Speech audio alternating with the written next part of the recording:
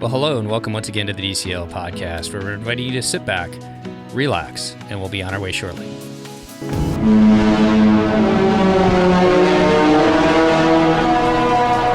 Well, welcome back to the DCL Podcast, your podcast to cruise a little smarter. I'm your host, Lake, and I'm joined by my co-host, Christy. Christy, how are you today?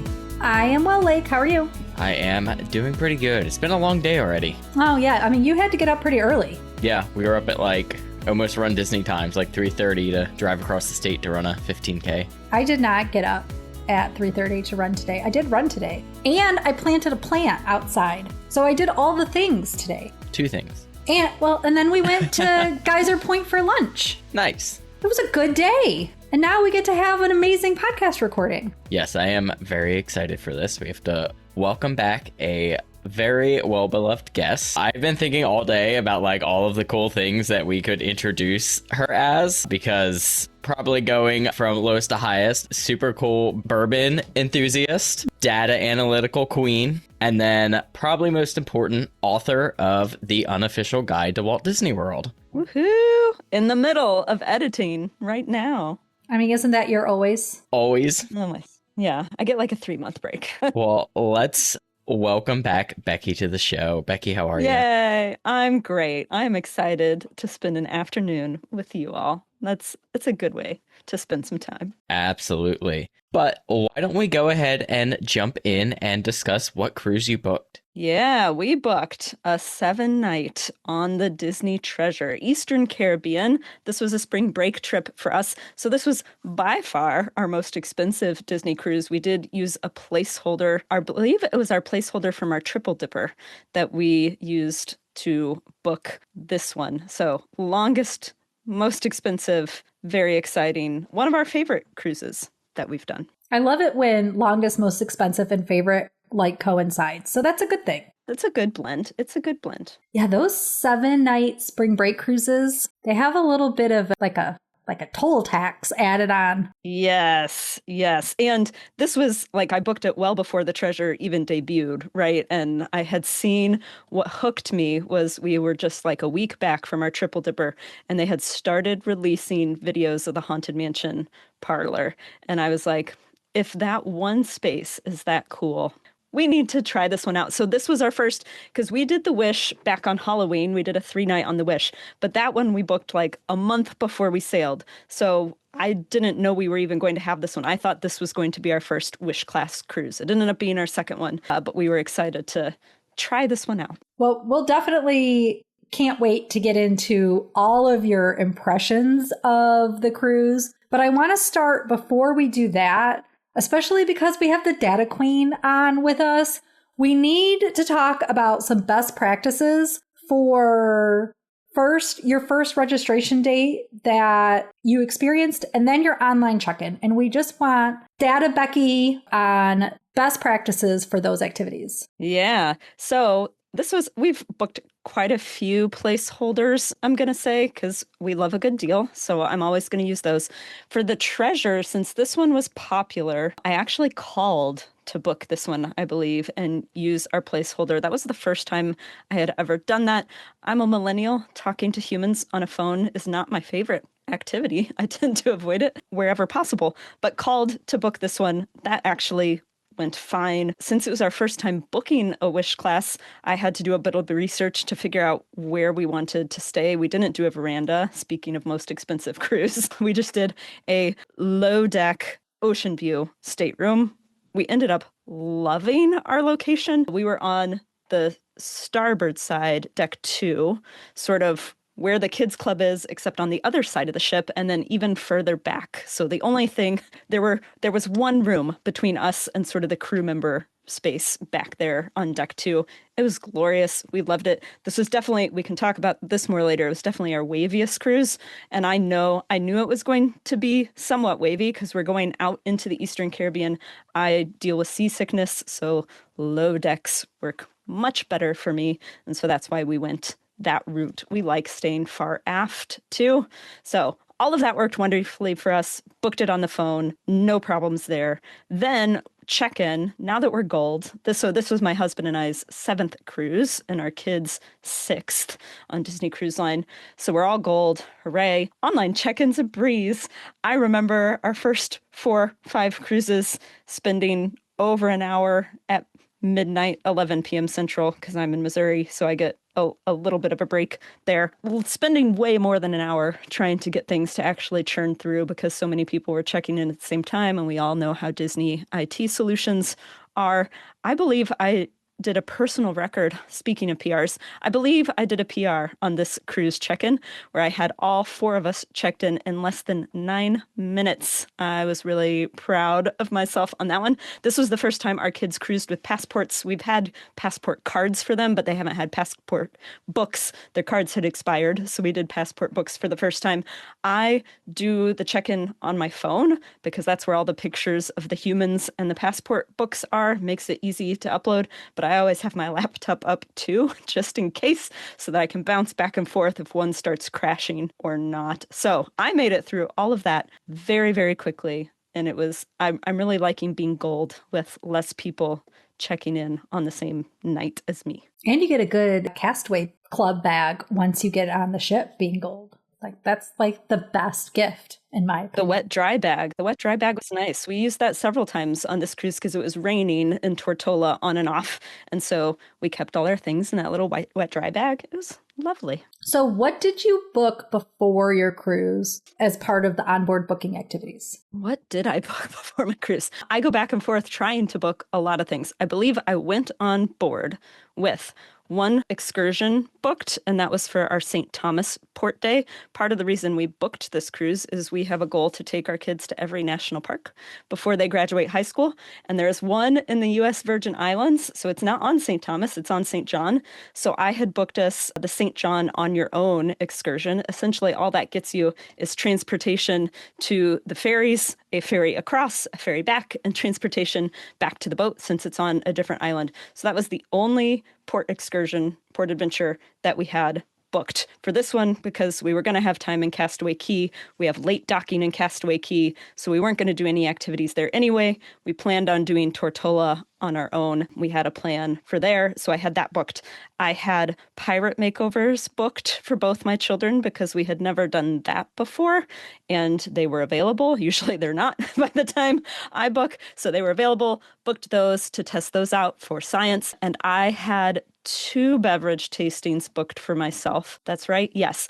But when I boarded, I had 2 booked for myself. One was the first night, was the Reserve whiskey tasting at Hooks Barbary, and then I had the World of Old Fashioned booked for night 4, which happened to be St. Patrick's Day, also at Hooks Barbary. So when we boarded, that is all I had booked. I added several things once we boarded. Well, why don't we go ahead and make our way towards the ship then? How did you get to Florida and then get to Port Canaveral? Yeah, so we flew down 2 nights early this time. My kids had the Friday before spring break off, and we didn't board our boat until Saturday. So we flew down Thursday after school, took a flight down to Orlando, relatively easy flight compared to some of the air travel problems the world's been having recently. We stayed in an Art of Animation Lion King suite for 2 nights because that's what my 7-year-old chose that she wanted to do.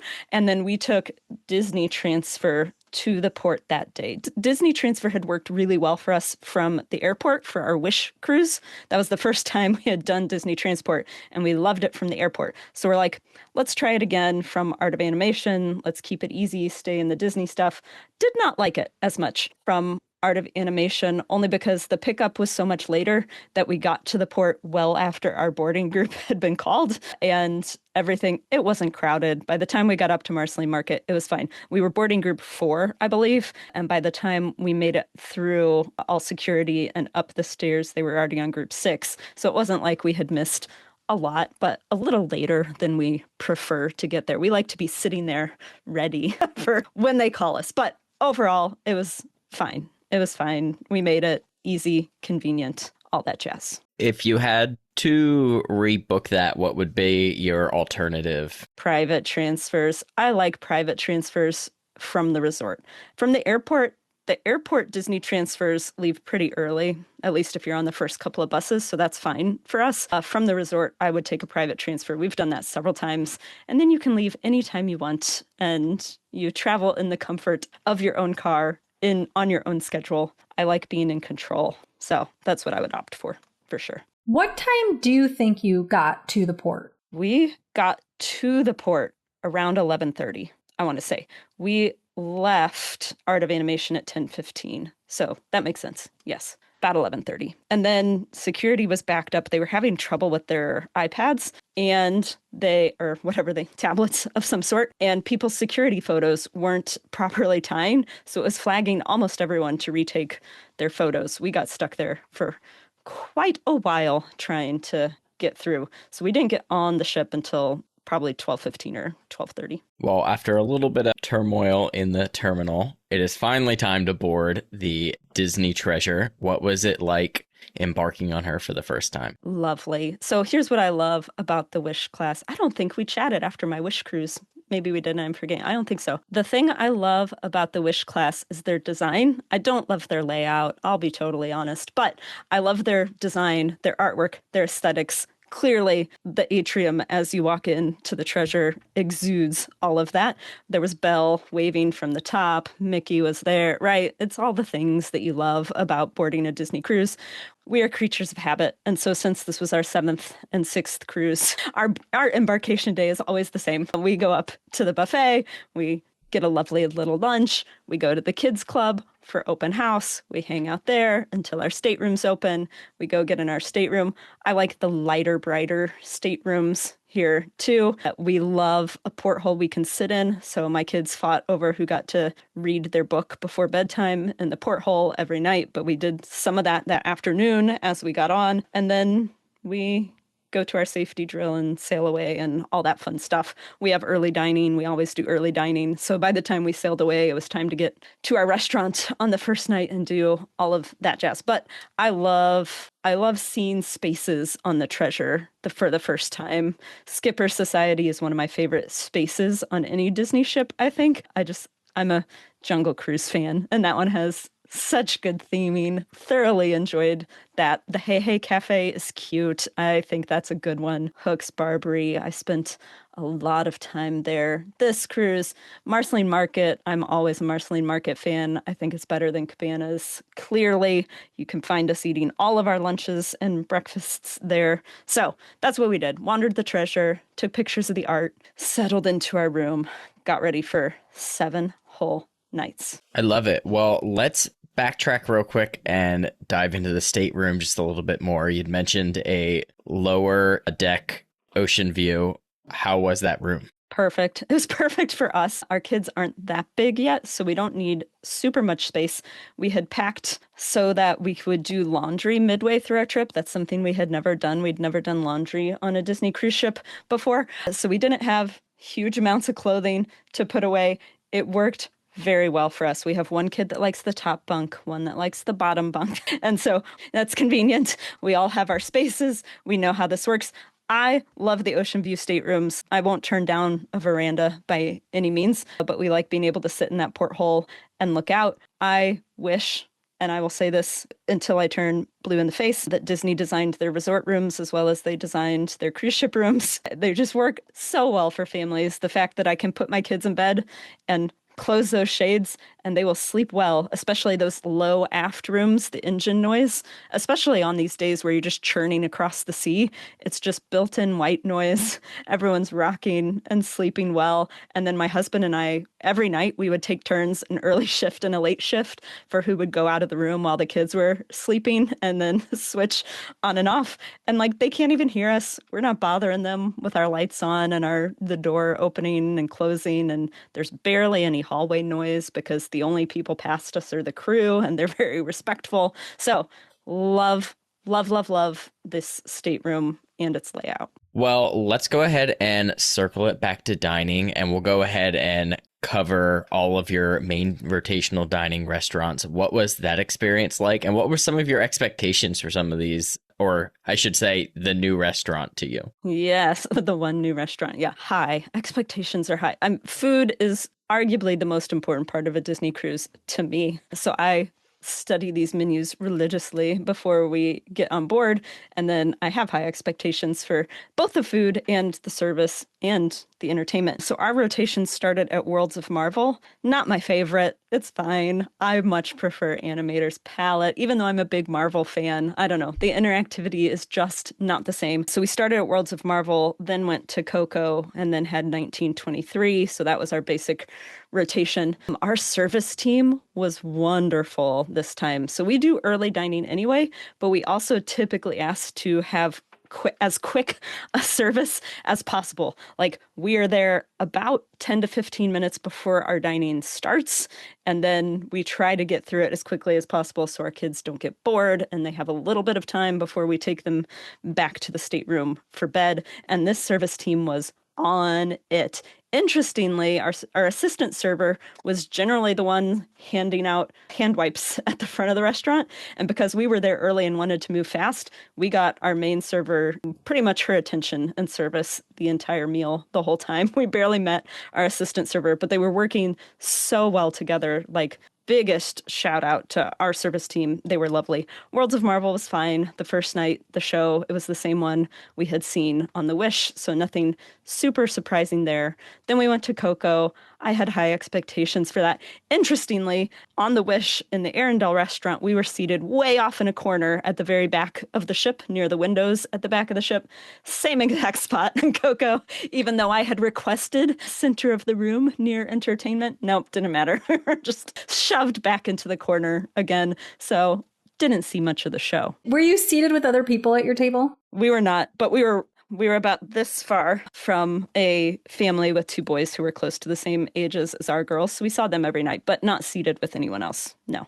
For the audio listeners, which is 100% of our audience, this far is approximately 6 inches. 6 inches. Like, yeah, they were basically at our same table, but technically they were different tables. Listen, I like that 6-inch separation because it tells everybody where to remain. Everybody knows their table and they can keep their body parts and things, for the most part, at their table. I love that. Yes. And they were about a full course or two behind us most of the time. So it allowed us to keep progressing at the pace we wanted. It allowed them to have the relaxed meal that I'm sure they wanted. It was fine. So we were just us. I did not request that. That's just how it worked out. I never request it. And we have never, ? Been seated with another family. Not that I can remember. I mean, you're a family of 4. And so it works to just put you at a 4 top and not put the 2 tables together. So it's logical, but yeah. Yes, it worked out wonderfully. Coco night 1 was good. I had a mezcal drink with a gummy cola in it. It was supposed to come with Pop Rocks. I requested no Pop Rocks, please. The mezcal was good. I like a mezcal, so that's what I wanted. Nothing from the food really stood out that first night, other than my 7-year-old had, quote unquote, the best cheese quesadilla of her life. So that's important. She really loved that one. That's not the big show at Coco. The big show is the second night. I actually enjoyed the first night a lot because it was mostly that trio of really talented musicians. Not that any Disney performers are not talented musicians, but I really liked that night where it was just sort of more relaxed, the music, since we couldn't see the stage very much. That fit our dining experience better. Night 3, we're in 1923. I love 1923. I love the French restaurants on the classic ships too, so this makes sense. This is generally my favorite menu. The second night in 1923 was my favorite menu, but I like the menu in 1923 all the time. So that was good. We love 1923. The night that has the lobster and the filet and the blah, blah, blah, blah. That's always the best night. That's my favorite meal on the ship. I love 1923 because I'm a nerd and it has all the drawings and the Imagineering maquettes and the get me in 1923 anytime. I will be a happy camper. It's like an Imagineering tour to be there. Right. It's the backstage or the back door, what is the right word, but view of the creating of the movies. And I love it too for that very same reason. Yes. So loved 1923. We did do Palo on this trip. It's been a while. I think we haven't done a Palo brunch since we had kids. So it would have been our very first cruise that we did a Palo Brunch, which was on the Disney Dream back in 2014, maybe was our first one. And so this was the only other Palo Brunch that we've gotten to do. You can catch us there at dinner pretty much once a cruise. We didn't do dinner there this cruise. We did brunch. Loved that brunch. Ate way too much food. It was glorious. We were sort of a later brunch. I think it was 12:30. So the restaurant was pretty empty. Again, had spectacular service. One of our kids was very anti-kids club this cruise, but we did get her to go. Our Palo Brunch was on day 2, so like bright and early, and then into our cruise, our server heard, because we were like, if we could have a little bit of quick service, we want a lot of courses here, but like we don't know how long the kid's gonna last in Kids Club. He's like, I will give you pastries to take to her. So I'm not going to say his name on purpose. And he like snuck us over a napkin of pastries to reward her for making it through our Palo Brunch. And he's like, stick this in your backpack. So I stuck it in my backpack, and away we went. But that was really, really nice. And thankfully, day 2 was not rough seas yet, because this is where I like that all the dining's low. Palo's way up there, so I get a little bit worried. But it was fine. I made it through. We had a good brunch there too. What were the highlights of some of the things you ate? That gorgonzola grape pizza, goodness sake, it doesn't deserve to be as good as it is. That was definitely a highlight. I also got the ravioli. I love a good ravioli with a light sauce, so that was my highlight. My husband, I forget what he got, but he got several things, including an omelet and a waffle and an entree. He's easy to please, so he enjoyed all of that. But the ravioli, the almond pastry, coronetto, that looks like a croissant. We got an extra one of those to go because that was lovely too. So all of the things, all good things at Palo. What's your dessert choice at Palo for brunch? Oh, interestingly, so I usually get the little chocolate fondant, I think they call it, the chocolate lava cake, but fancier name for it, which was delicious as always. Our server brought us, I always order the warm amaretto chocolate fondant. My husband always gets the panna cotta, whatever panna cotta they have on the menu, because that very first Palo Brunch 10 plus years ago, that was the first time he had ever had a panna cotta dessert. And so that was what introduced him to panna. So now he always gets the panna cotta whenever he can. Our server brought us as a bonus the Italian zabaglione. I'm sure I'm not saying that correctly, because he's like, no one ever orders this, and it's the best thing we have. So he brought that over, and it was amazing. Knocked my socks off. And he was right. I would not have ordered it because it sounds weird. It's Marsala wine and essentially like toasted marshmallows, except not. But it's not something you would ever say, yes, that sounds perfect. But it was glorious. It was amazing. So I would take some of that and the vanilla ice cream from my warm chocolate fondant. It was amazing. That was a good dessert. So don't sleep on the Italian zabaglione. I still think the panna cotta is better. Yeah, Which, everybody gets to have a choice. We love choices, so that. I'm just a panna cotta stan, so. Yeah, the panna cotta is good. It is good. I don't want to completely move off from dining. We're going to go back to rotational dining for a second, because you are a Marvel fan and you got to go to the Night 2 treasure show where they had Rocket and Groot, right? And trivia. What did you think of that night? That night was lovely. I'm looking back at the menu because I have a hard time separating what we got on each day. We also had Pirate Night in Worlds of Marvel, which was interesting because I'm used to classic ships, pirate nights. Like, we've had many a pirate night in Animator's Palette before, and they always put like pirate ships on the screens. Worlds of Marvel, it was Marvel characters on the screens still for our pirate night. And I was like, okay, well, that's fine.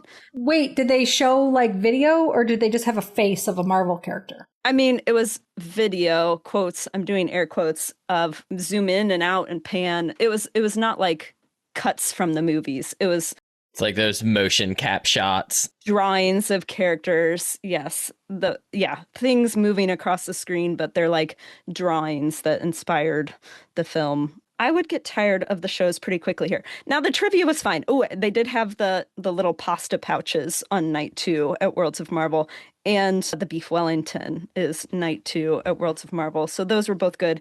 My kids really enjoyed the trivia. They would take turns who gets to press based on which color. So they pop up. They're all multiple choice questions on the screens. And then you get to push in your color and see if you're right. So they really, really enjoyed that. That neither one of them have ever seen a Marvel movie, but they've read some Marvel books. They would ask us if they didn't know. So I enjoyed that. It was fun. It was different. If we go back again and we get the same trivia, will it be as fun?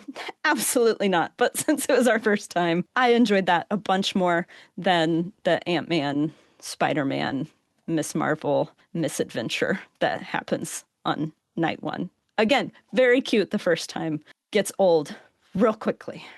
Because also on night one, Spider-Man comes, spoiler, but it's at the very, very, very end. And since we do really quick meals, and they were we missed it on the Wish. Like, we were gone before Spider-Man came. And so this time I was like, we need to stay, but I didn't want to ruin it for my kids. So like, why are we just sitting here? We're already done. I was like, no, I promise you want to stay. So then they were happy because Spider-Man ran right by us and took his phone call right by our table. And that was cool. But I need that to happen earlier, or I don't know, something about that show is not my super favorite, but it's okay. I feel like it would make a lot of sense for that restaurant to lean more into like the actual characters walking around. Right. Like, I feel like that's what that restaurant needs to like actually come to life. Yes. It's a little sad right now. Or let me animate my own Marvel superhero. Or I miss the animator's palette interactivity. The pushing buttons on a light up thing on my table isn't the same.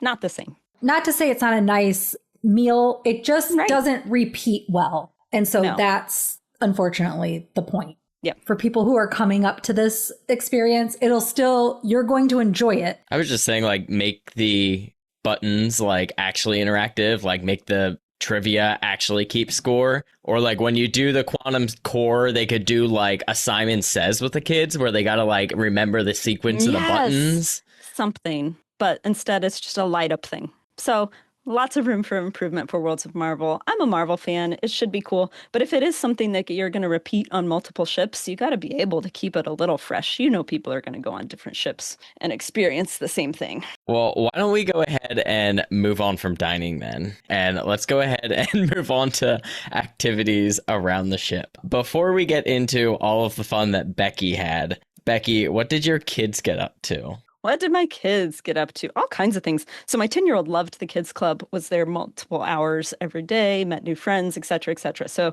she got up to that a lot. She completed the Star Wars character challenge thing that they have there. That was her favorite. She wants to work with animals when she grows up. So the Star Wars sort of creature challenge in the kids club is you, quote unquote, find various creatures using these tablets in the Star Wars room, and you figure out how to care for them and what they eat. And I don't think anybody's ever talked about this before. That's amazing. No? Oh, yeah, it's really cute. You can do it during open house if they have the tablets out, which they did on the Wish. They did not on the Treasure. So you can play around with that. She loved that. It's really VR. So you're looking with the tablet all around the room, and what do you find? Oh my goodness, there's footprints, and then you follow the footprints and you find a creature, and it gives you the information how to take care of it. Big hit. She also really loves the Imagineering Your Own roller coaster in the Wish Class Kids Clubs. Who can blame her? That's spectacular. So she builds her own roller coasters a lot and tells us all about them and how cool they are. But my littler kid, 7-year-old,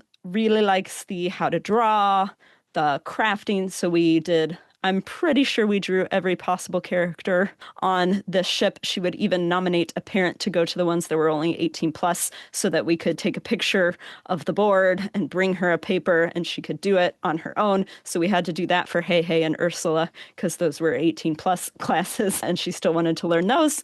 So we drew everything. We did many, many trivias. We always win. When there's a theme park trivia, they make sure I come. And then we're pretty much a ringer. So we won the theme park trivia. That was good. I even pointed out that they had an answer wrong and they took a note. So we'll see. And there wasn't even a Walt Disney World one. It was a Tokyo Disney one. It was something about when they saw their 1 millionth visitor at Tokyo Disney. And I was like, the answer you said is like logistically impossible. And so after they said we got it wrong. So we got 19 out of 20 because we got that one wrong. And so after the trivia was over, I do not cheat at trivia. I do not condone cheating at trivia. After the trivia was over, I was like, there's no way I got that wrong. So then I Googled it, and Google agreed with me, not with their answer. So I went up and showed him. Anyway, I could not let it stand that I had not gotten that perfect score. So we do the trivia, we do the drawing, we do the little crafts that they have around. We do the coloring time,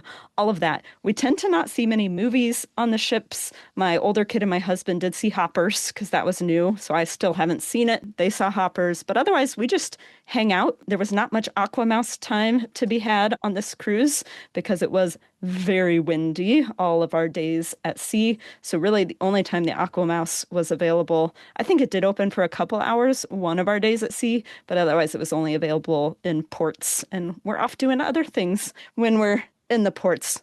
So typically we're just doing other things that we find on the Navigator that sound interesting and fun. Did they see Hoppers in the Walt Disney Theater or one of the dedicated movie theaters? One of the dedicated. They were in the Neverland Theater for Hoppers. They did show Hoppers was in the Walt Disney Theater one of the nights. I don't remember which one, but they saw it in the Neverland Theater at like an 8:30 a.m. showing. Yay. Bright and early right after breakfast. I will say other onboard activity, the only show, we typically only do one nighttime show per cruise because it makes for a very late night, and my kids function better when they stay on their sleep schedule. So we did go to Moana because if you're going to go to one, that's the one you go to. The night that we saw Moana, so we actually split up. My 7-year-old did not want to see it. She has some anxiety about villains, and we knew that Te Kā was going to be a thing. So she chose not to see it. My husband saw it the first night, and then my older daughter and I saw it the second night. That way we could all see it in person. So it was night 3 that my 10-year-old and I saw it. And that night we had like 40-mile-an-hour winds and 11-foot waves. And it was mess, but spectacular. So the only thing I noticed was one of the screens had gone out, but otherwise the actors were just rocking and rolling a little bit more than usual, I think. Well, and they make the waves, they're the water anyway. So this worked out. But wait, so did they have Moana on night 2 and 3? I believe so. I could go back and look, but I think it was 2 and 3 because Pirate Night was 4. Yes, it was 2 and 3. I think that's a great change, being that your first 2 days are sea days, though. Like for Moana to not also be your castaway day. Yes. There was a comedian was the entertainment one of the nights. I would have to go back 5, I think. Is doing that because that is fascinating, but that's great. Did they also have a matinee for Moana? They did not. And I wanted one so badly because I was going to convince my 7-year-old to go. But yeah, no matinee for Moana or Beauty and the Beast. Nope. Okay. And what did you guys think of Moana? We adored Moana. It was spectacular. Like, it's just one of those that you come out not only like grinning and so happy, like that was amazing, right? That would be an amazing show if it wasn't on a cruise ship, but you're just in awe of these people and that puppet, that Te Tafiti puppet. You can't beat that. Nothing's going to beat that. We were also seated sort of high, but on the floor because I knew we wanted to be able to see projections, but we also wanted to be kind of close to it. And so when the smoke-filled bubbles came down, I don't care about Snope, but those smoke-filled bubbles, holy moly, every kid in that audience that could reach a smoke-filled bubble thought that was the best thing that had ever existed. So definitely my favorite Disney Cruise Line show. It's a work of art. I agree. That show needs to be picked up, add a little bit, and throw it on Broadway. Take it to Broadway. Take it to Broadway. It is so good. It is so good. Amazing. This is a good time to bring this up too. It was very clear that a lot of cast member contracts were ending at the end of our cruise. Lots of cast members that I was interacting with were ending at the end of our cruise, including the one who played Moana. And so we were the second night. And so it was her last show. And so by the end, there were clearly other cast members seated sort of in front of us that were there to support her and watch her and were especially cheering her on. One of the lines at the end, I'm not going to remember it now, but like she was just sobbing by the end. Like you could tell this was just all her emotions on this last night, this journey that it was a line about her journey, right? And it was, so that added a little like extra. You could tell that this was super important to her and like even more meaningful than a normal Moana show. So that was really, really cool. I love that.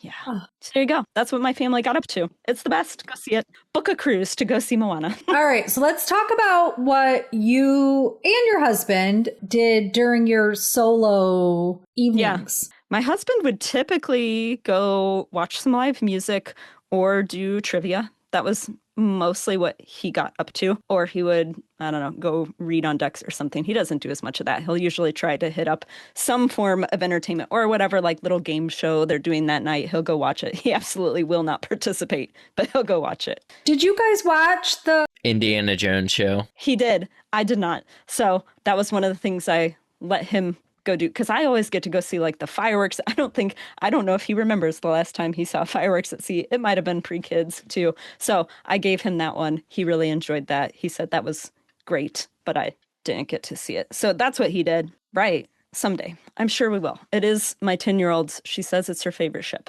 So I am sure we will be back on it eventually. It was strong in the running for what we were going to use our placeholder on, but we decided we didn't want to repeat the treasure that quickly when there are so many other good ships too. What did I do with my time? I drank. I did other things too. I love taking a book and being on the deck and just sitting in a deck chair and reading. So I did a lot of that. I also...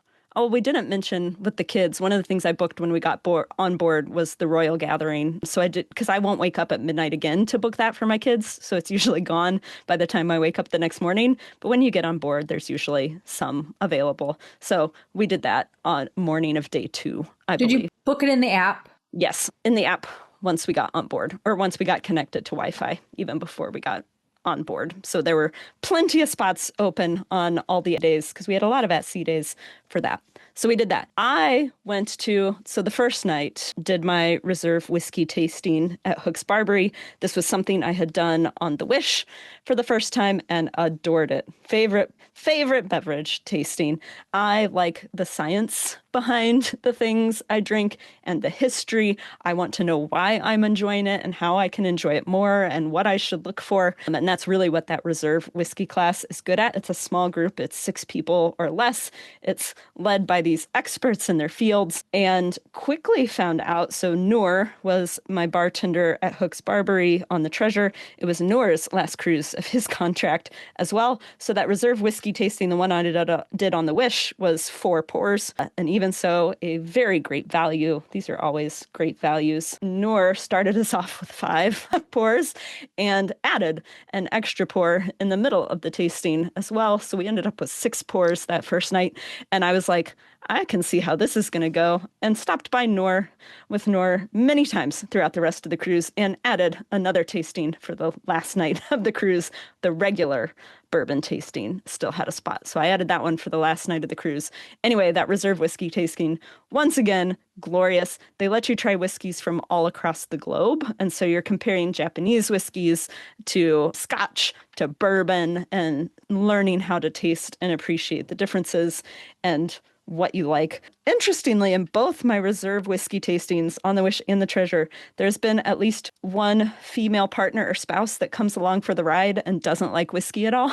And this is $100 tasting. So I'm like, why? And her male partner or spouse will drink all of hers and all of his. So that happened on the Wish when there were only 3 of us at our reserve whiskey tasting, and on this one when there were 6 of us. And so I just think that's funny. Like, more power to them. If I had done 12 pours of whiskey, though, I don't know that I would have found my way back to my stateroom that night. But 6 was good. So that was that first night. I would stop by before our rotational dinner most nights and get an old fashioned from Noor too. And he would make me pretty much whatever I wanted and charge me the well bourbon price. And that was great. Loved that. The night 4, I did the World of Old Fashioned. Old Fashioned is my drink of choice. But usually they do small tasting glasses for World of Old Fashioned, is what I've been told. Not like full size. We did full size. So we started with 4 full size Old Fashions. By this time, Noor and I are good friends. So he knows that at home, I make my Old Fashions with Woodford Reserve Double Oaked.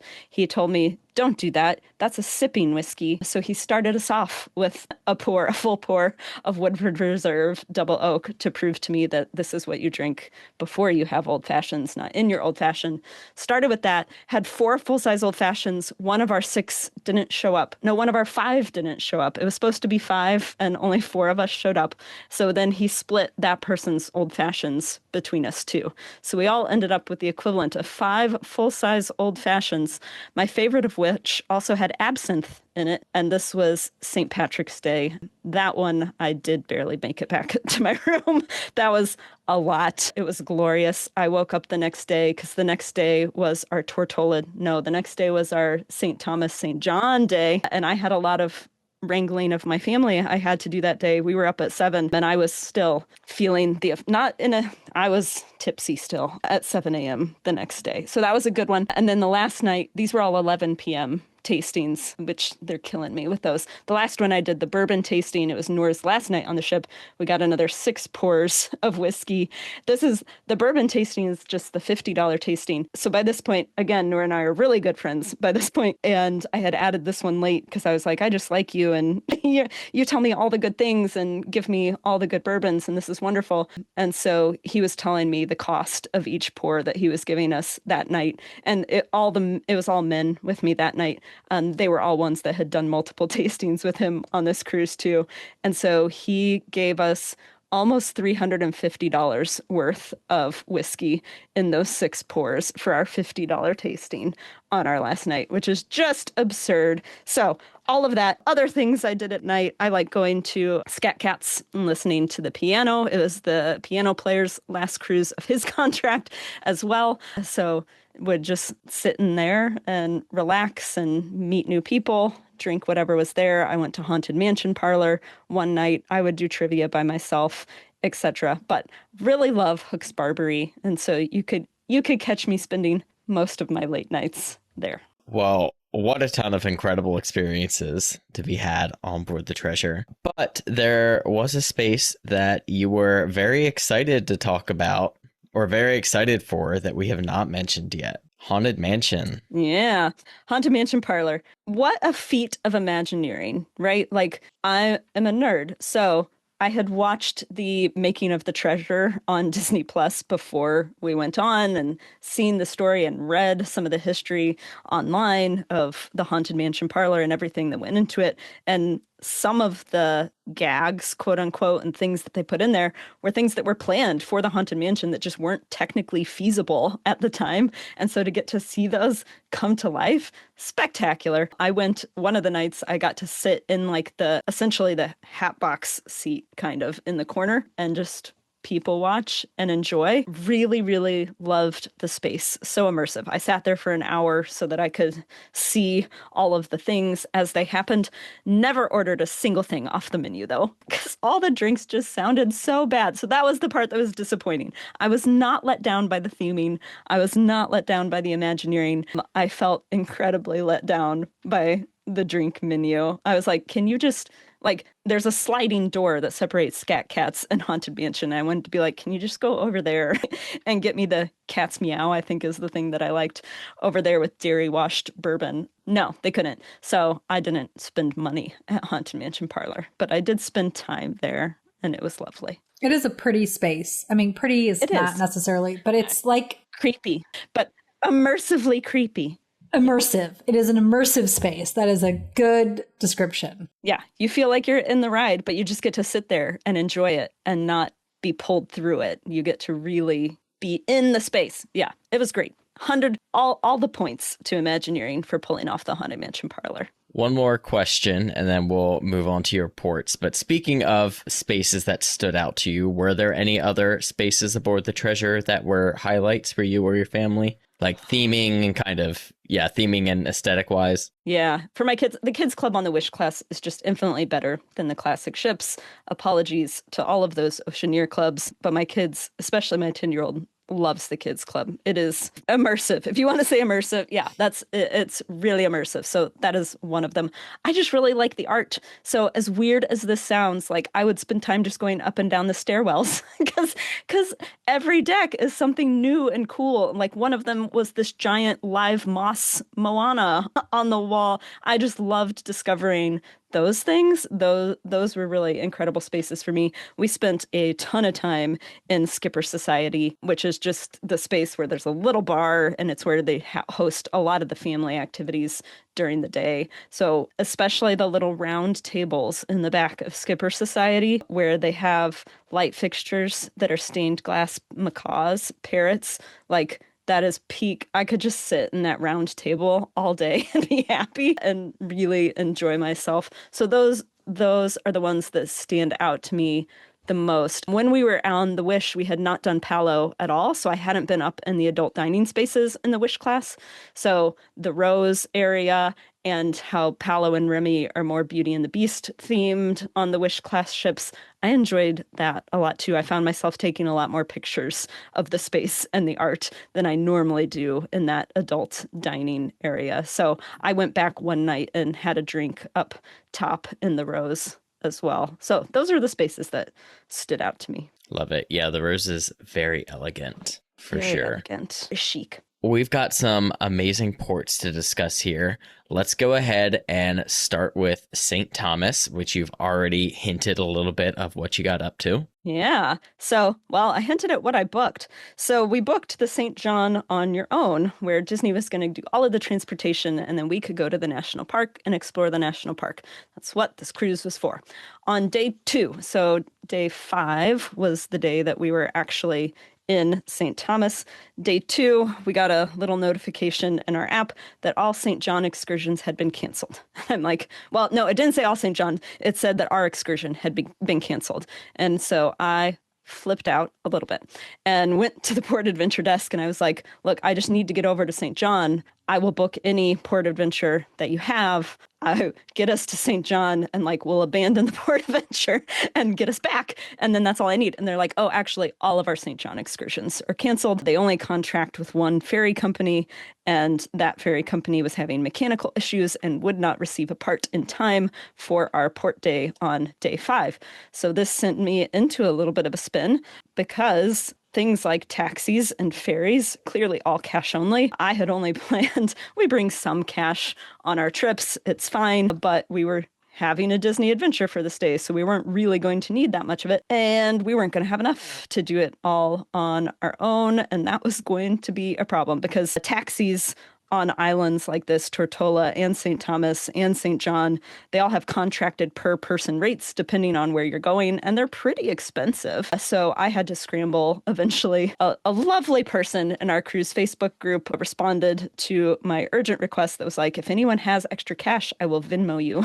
And could you please give me cash? Because the guest relations desk on the boat could only give cash for a personal check. Again, we're millennials. We don't travel with personal checks. I do believe we have some, but they did not come with us on the cruise. So I was a little bit doomed. So all of this to say, that was my night of day 2, and all of day 3 was me scrambling to figure out how we were still going to get to this national park that was on St. John and not St. Thomas. So finally, we figured it out. I got enough cash, so we were able to get off the ship in St. John bright and early so that we could catch a taxi, which is more of a shared van than anything else, over to the other side of the island, which is where the ferries take off to get to St. John. It was about a 30-minute van ride. Caught the ferry, thought we weren't going to catch the ferry because there was a really long line, even though it was like one of the first ferries of the day. Turns out it was less cruise people and more just people changing islands for work to start their workday. So we got on the ferry. Again, it's about a 30-minute ferry ride. The national park is steps away from the ferry dock on St. John. So we went and checked our kids in for the Junior Ranger program, took a little hike, filled out their Junior Ranger booklet, turned it back in. They became Junior Rangers at the Virgin Islands National Park. They really loved that there were roosters and chickens that lived there wild. We got some good views. Hooray. We ate lunch, and then we started trekking back because that night our all aboard was 3:45. So by the time we're on a totally different island at 12:30, we better start making our way back. I believe we made it back to the boat before 2 p.m., but we did have to catch the ferry back, which only runs once an hour, and then catch another 30-minute taxi ride back to the ship. So it was easy. We did like a 30-minute hike. Most of the time in St. Thomas and St. John was various forms of transportation to get us to our goal, since Disney left us high and dry. Were there ample taxis from the ferry to back to the port? Yes, Okay. plenty. Whole lines of them. It was like several companies had people like right as you exited the ferry building, waiting, asking where you wanted to go, and then directing you to their various vans. It doesn't really matter which one you pick. That's the nice part of having the contracted rates. You're not haggling with anyone. They all have the same price. They're just trying to fill up their vans. So no, it was real easy. Thank goodness, because I could not have.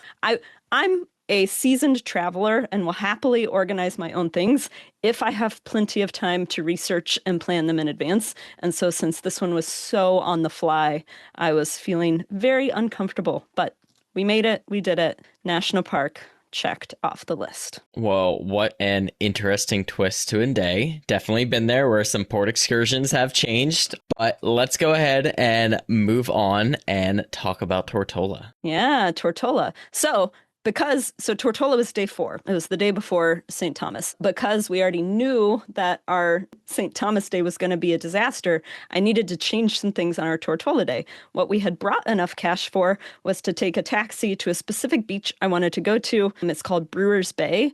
It's about a 20-minute ride from the ferry or the docks there on Tortola that Disney Cruise Line uses. Port excursions don't go there. So you're really only going to find people who have researched it and brought themselves there or locals. But it was going to be an expensive taxi ride there and back. Since I needed to save all our cash for our St. Thomas and St. John Day, I researched and found a car rental agency, Enterprise. They have Enterprise at the dock there in Tortola. They didn't have one on St. Thomas. So I just rented a car on Tortola. That was a new adventure. So we got off the ship and walked to our day-long car rental Enterprise location. It was a 5-minute walk.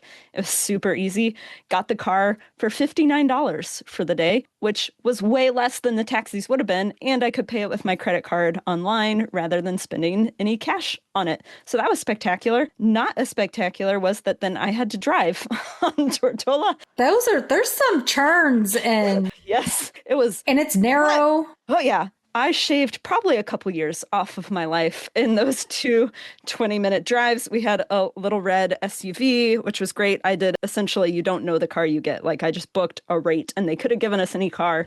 They clearly saw that I needed an SUV to make it up these, like it's just mountains. So you leave the dock area and you go up.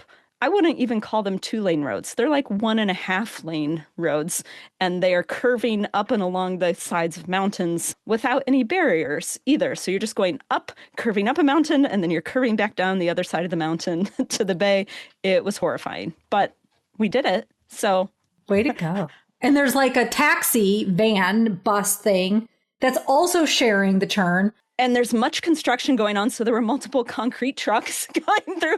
I'm just like, I don't even know how you do this. But we made it to our beach before 9 a.m. even, I think. We made it there bright and early. There on Brewer's Bay, sort of on the westernmost side of the bay, is a restaurant called Nicole's, and they will do beach chairs to rent for the day. No one was there when we got there. We just went out to the beach. A couple other families showed up. My husband and my 10-year-old did a lot of snorkeling. My 7-year-old built sand castles. We relaxed. It showered on and off most of the morning. And it would just be like, it was just bright and sunny and gorgeous, a little windy. And then it would pour cats and dogs for like 3 minutes. And then it would be gone again. And then you would be cold because it was windy. But it was fine. We had a great morning there. It was uncrowded. It was gorgeous. I'll send some pictures along because I was really pleased that we had chosen this place to go because it had the views. It wasn't a hassle to get to other than the anxiety driving. And then we just drove back. I mentally geared myself up and we went back over those mountains. When you pop back over the mountain, you get a gorgeous view of the Disney cruise ship in the port. And so we took pictures. I was like, I don't see anyone behind us. So we just sort of pulled over to the side of the road and took some pictures and then got back. It was incredibly easy. I'm almost like, it makes me want to explore car rentals more compared to taxis in some of these ports because it was so easy. Well, and there's those one-day rentals. Lake, what was the company you used in Norway? Bill, I believe it was. So, and you can look for other ones in different places, but like Alaska has them as well.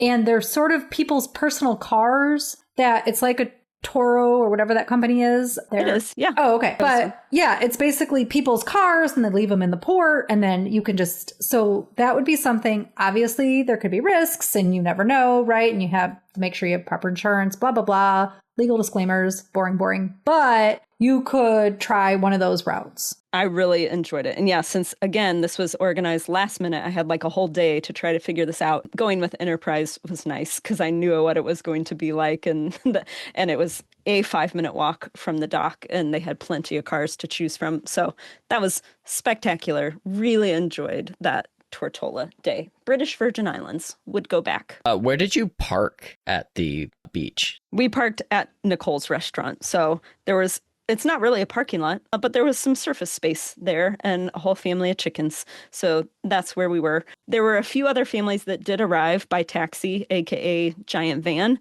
And those vans just stayed there the whole day, actually. And their drivers hung out at the little restaurant and bar.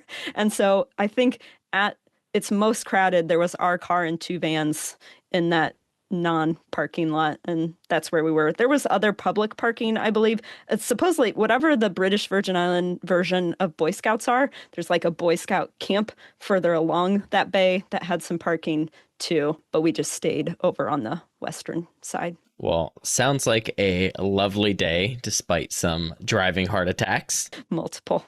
But you've got one more port stop to discuss, a day in Castaway. Castaway Key days are always my favorite. Here was what my least favorite was. We are Castaway Key rope droppers. So catch us waking up super early and being the first ones on that family beach. You do not stop for that tram. We walk and we beat the tram every time. But because of the treasure is coming all the way from St. Thomas, you don't dock early. Our all ashore time, I want to say, was 10:45. Like it was pretty late in the day. I think we ended up beating that by a little bit, but it was definitely closer to 10:30 than anything else. So, and we were on deck 2. They specifically tell you, don't leave your room until we give the all clear because you're going to get in the way of the cast members. So we left our room about 5 minutes before we thought the all clear was going to happen because we only break the rules a little bit in our family to try to rope drop. And by the time we were out there, the line was like all the way from deck 1 up to deck 2.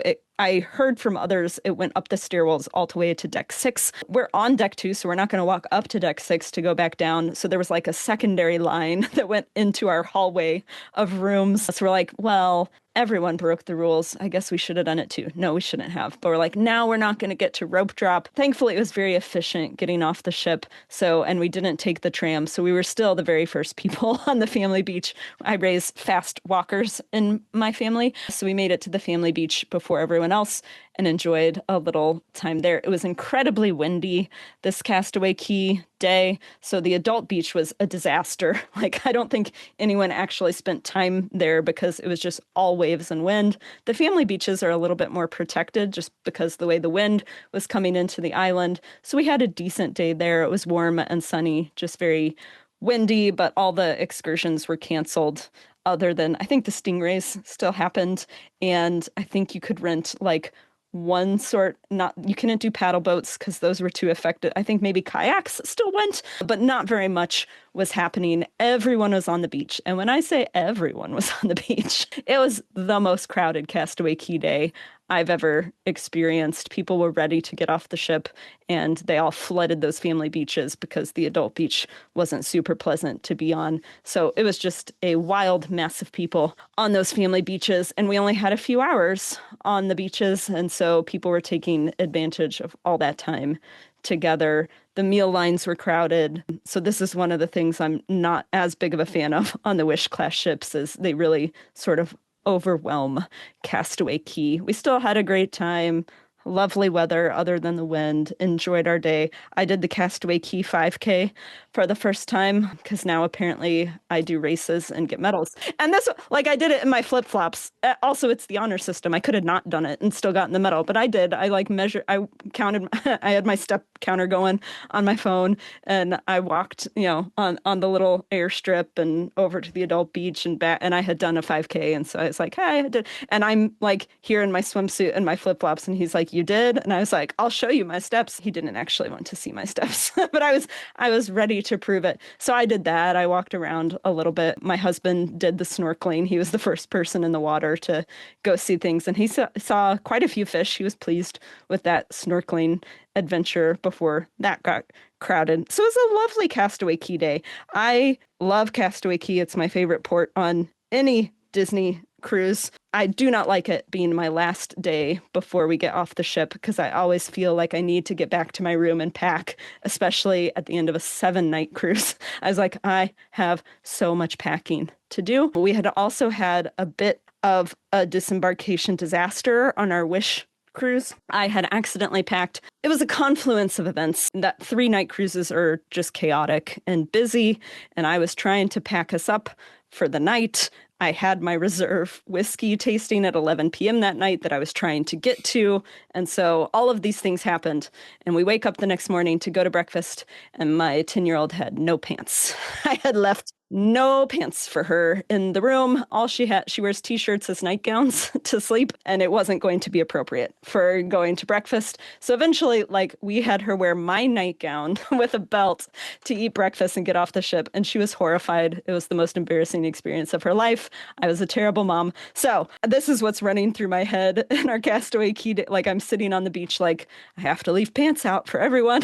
I'm not going to forget the pants. And so I don't want Castaway Cay to be my last day of the cruise ever. It was still lovely, but this is legitimately something I will choose itineraries on in the future, if possible, to organize it so I can fully enjoy Castaway Cay and not stress about getting off the ship the next day. Yeah, it is so hard having that last day be really any type of port day because all you're thinking about is how that next day is going to go and all the things you have to do to prep for that next day. Yep.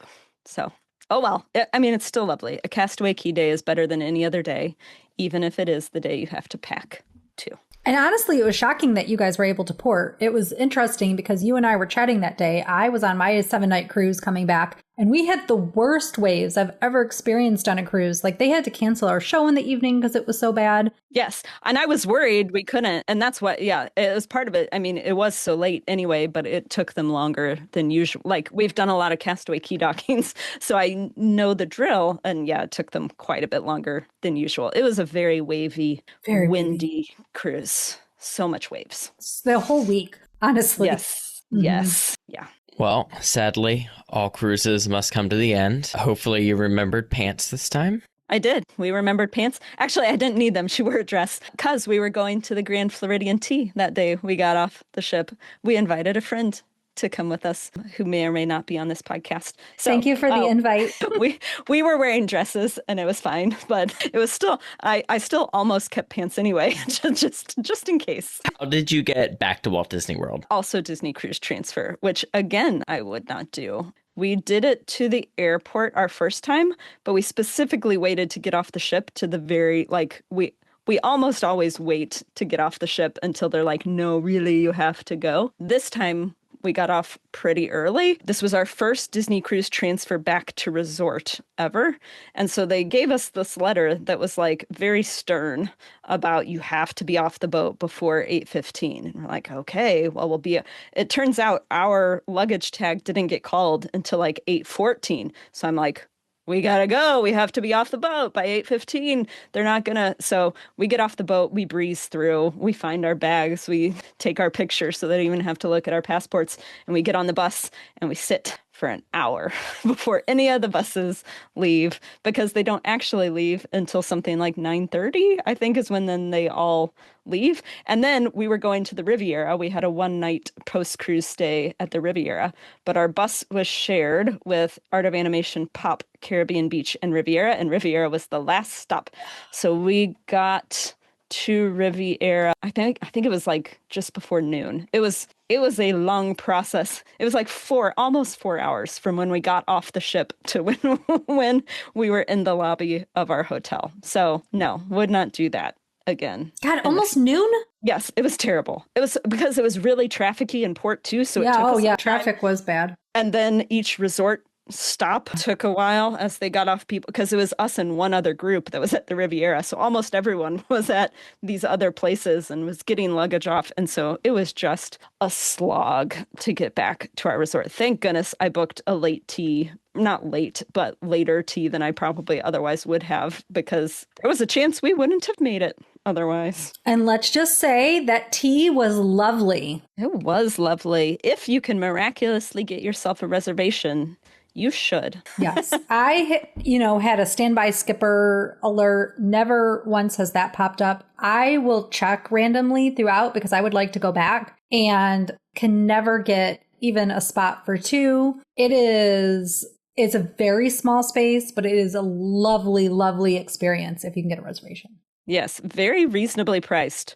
for what it is. An afternoon tea, I've paid the same amount. I think it's $79 per adult, $49 per kid. I've paid that amount for an afternoon tea in St. Louis.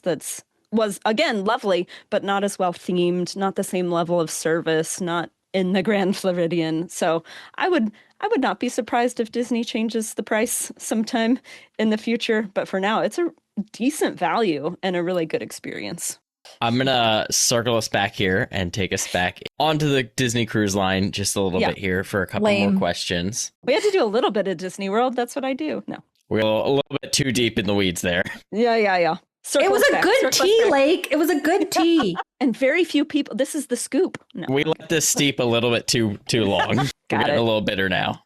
Someone's I know, T. I have a couple more questions before we take it out here. First off, you mentioned this was your most expensive sailing you had done. Was it worth it? Would you do it again? Was it worth it? Yes. Would I do this exact itinerary again for the same price? No. So, was it worth it? Yes. No regrets. Fully enjoyed it. Glad we did it. Want to do the treasure again, but we'll probably do a Western. So, I'm sure it'll be very close in price. So, there you go. I will not pay for the exact same thing. Would go on the treasure again at a similar price. The Western's cheaper. Oh, well, there you go. Look at me. Was there anything on this sailing that you missed out on that would be a must do for next time? Oh, I'm sure there was. I even made a list of them to myself that I was like, what? I'm sure I didn't do things. I didn't get the old fashioned from Skipper Society, despite spending many hours there. Wanted to add a palo dinner, wanted to do enchanté, but you can only do so many eating and drinking things in each cruise. My 10-year-old only got to ride Aqua Mouse once, so clearly we could spend more time there. We wanted to spend more time in the hero zone. We don't spend much time there, but my kids are getting to an age where like some of those competitive foosball, air hockey, whatever things would be good family time for us. I feel like I didn't get to see any movies in the movie theater. I like doing that on cruises. That's a fun, exclusive feel, especially when there's something new. Didn't get to watch Beauty and the Beast this cruise. Would love to do that. So even on our longest cruise, 7 nights, there's plenty I would love to go back and do because we just didn't have enough time for it all. Crazy. For sure. Well, did you have any other notable cast interactions you'd like to highlight? Ooh, so Noor was great. Our room attendant this time, also very kind. So we typically struggle because we have early dining and we don't rush, but we get through early dining pretty quickly. We're usually done by about 7 and back to our room. And on nights where we're not going to a show or there's not another activity that our kids want to do, we'll go back to the room and do their showers and get them in bed around 7. Most stateroom attendants struggle to have a room ready by then because they don't start turning down rooms until that early dining starts at 5:45. So you've got to get lucky to get your room turned. Our room was always turned by the time we got back there. There was never a time where we had to wait for something to happen. We're also in our room pretty regularly throughout the day. We'll go draw a character, come back to the room, go to a trivia, come back to the room for just little bits of time.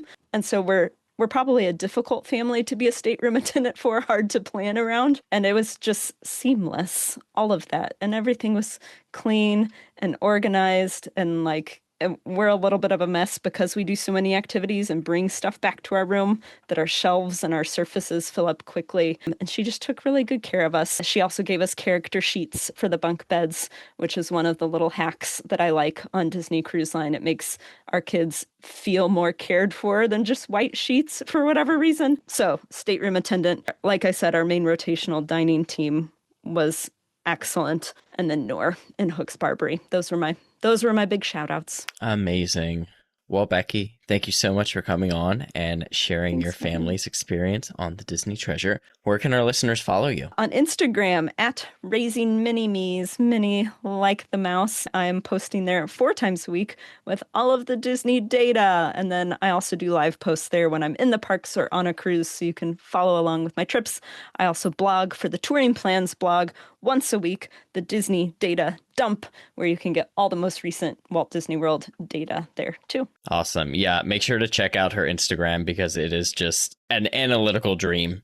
There's so much cool data that gets posted on there every day. It's a lot of fun to scroll through. But Becky, thank you again so much for coming on and sharing your sailing. Thanks for having me. Absolutely. Christy, where can our listeners follow you? You can find me all over the internet at Pack Your Pixie Dust. I actually vlogged that tea on my new YouTube channel, so you can go to YouTube and watch our tea. And then if you want to work with me to book a cruise going forward, Lake has made a book with me link that you can find in the show notes. And Lake, where can we find you? You can find me on YouTube and Instagram at MouseGen. And of course, you can follow the podcast at Facebook and Instagram at DCL Podcast, or find more information at our website, dclpodcast.com. But that's going to do it for this episode. Thank you all so much for listening, and we will see you next time on the DCL Podcast. Bye, guys. Bye, everyone.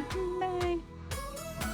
Well, that's going to wrap up the show. Once again, we want to thank Becky for coming on and sharing her family's adventure on the Disney Treasure. If you're enjoying the show, we greatly appreciate you leaving us a 5-star review on Apple Podcasts. We would also like to thank our Patreons who help make this show happen each and every week for us. You too can help support the show by visiting us at patreon.com/DCL Podcast. Whether you're boarding a cruise, enjoying a trip to the parks, or adventuring outside of Disney, on behalf of myself, Christy, and Steve, we want to wish you smooth sailing and safe travels, and we'll see you next time on the DCL Podcast. The DCL Podcast is not affiliated with the Disney Cruise Line, Walt Disney Company, Adventures by Disney, or Run Disney. All of the opinions expressed on our shows are those of the hosts and the guests who appear on the show. If you have any questions about any of these products, please contact the Walt Disney Company.